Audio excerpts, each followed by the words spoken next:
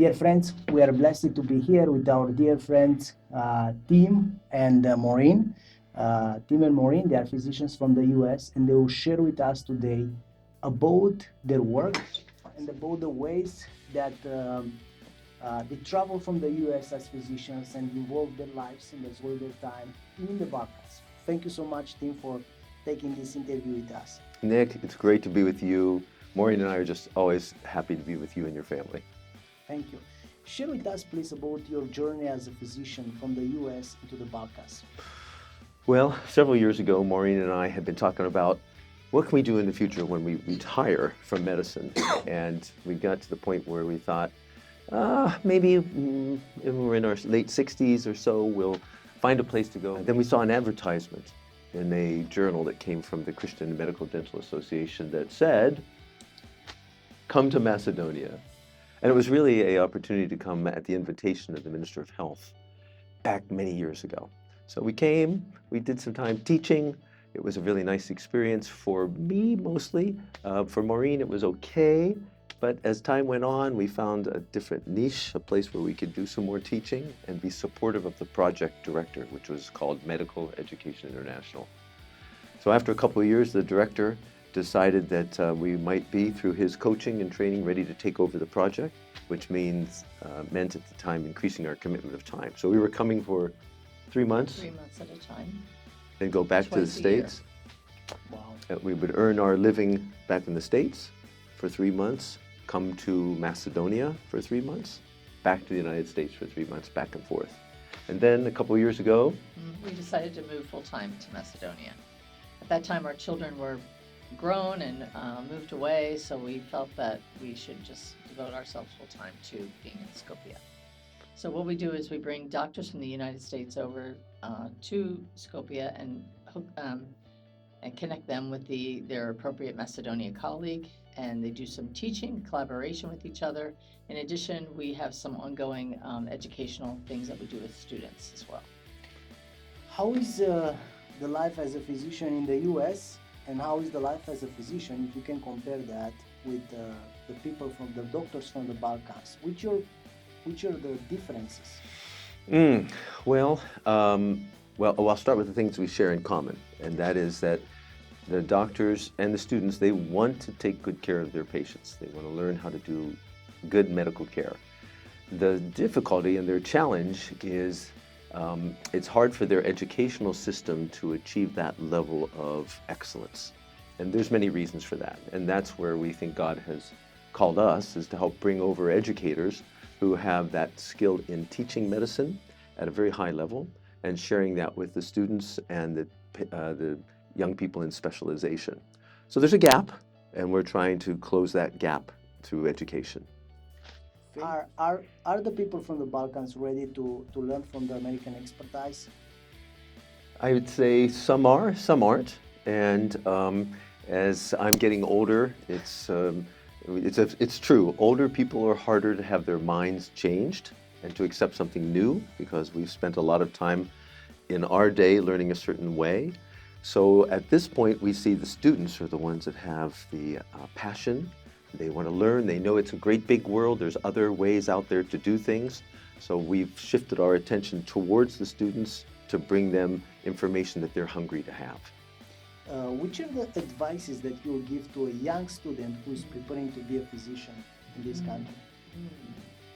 Well, I think in their educational system, they have to be fairly aggressive. They can't just sit back and wait for the teachers to draw them in. They have they have to look for opportunities to volunteer in many places in the hospital. If they're interested in a certain field, they have to, you have to find a mentor and volunteer with them. Maybe collaborate with other colleagues. They have to be fairly extroverted in a way. So the student who kind of sits back and watches is not going to get very far, unfortunately. They have to kind of make their own way a bit. So now back in your beginning as a physician, which are the biggest challenges that you think you will address differently right now? I think what you're asking is what would I have done differently? Yes, yeah. Yes. I definitely would have found a mentor. Mentorship was not something that was part of our journey initially. So that was a concept that was developed more and more in your generation. So everybody that can take advantage of somebody like you, or in the medical field, a physician who loves to teach and wants to share their knowledge, find a mentor. That would be one of the things I would have done differently. Same. Yeah. Same? Yeah. Yeah, I think so, right? As you're looking now to the context in the Balkan countries, because you activate as well in Macedonia, Romania, Albania. Yeah, know, you many- dragged us into Romania. Yeah. That's another talk for another time. Many people, they will say like, hey, all these things are possible in the US, but not possible in the Balkans. What will be your three key elements that you will give to our community on the medical field here in these places? We know we have a lot of talented doctors where unfortunately many of them from Romania, from Albania, from Macedonia, they immigrate to Germany or to UK or to America. So we'll love to see more doctors, good doctors staying here in the country. How you think this can be addressed? What will be the three elements, the three key things you share with some people? Wait, you've Well, hit, yeah. you've hit one of my passions. So I think what's happening, and I think a lot of the students know this already, they are learning what they need to learn online. They're going to YouTube, they're going to Twitter, they're going to Instagram. They're finding excellent teachers online. And our older generation is still using lectures from books, right? Yes. That's all old. Now the medicine is being advanced so quickly that almost every day there's something new to learn. And you can find it. Our job, we think, one thing, is to show students where there's good, reliable educational venues. So, for instance, is this person online good or not?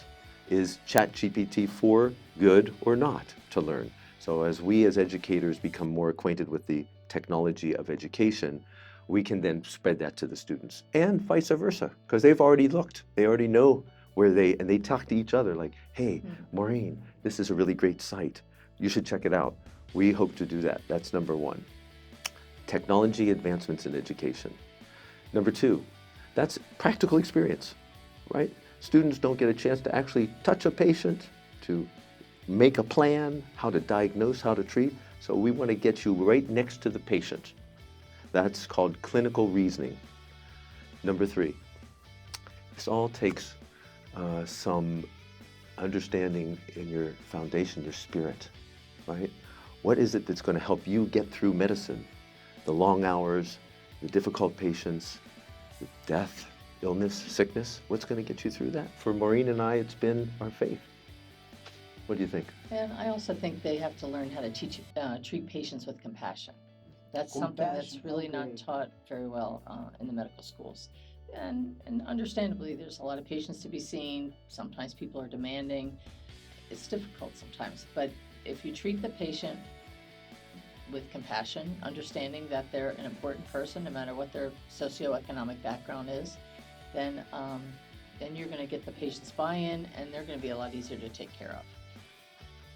Dear friends, thank you so much for being there with us. Thank you so much for your advices, and we'll hope to have you back in Albania for a longer time and as well for more. We can never turn down your invitation, brother. Thank you. God bless you.